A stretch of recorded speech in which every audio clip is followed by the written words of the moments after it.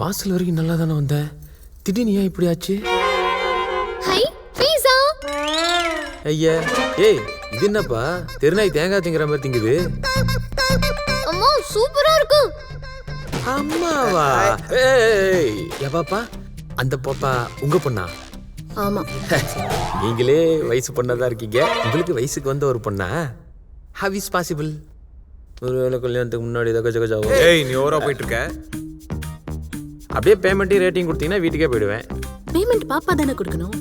பாப்பாவா? பண்ணீங்களே அது எங்க பேய் மாரி தின்னுக்குதே. அம்மா நீ இந்த ஈட்டிங் நிறுத்திவிட்டு ரேட்டிங் கொடுத்தனா நான் கிளம்பி போயிடுவேன். பொண்ணதாம்மா. ஹலோ டே, ரேட்டிங் கொடுமா.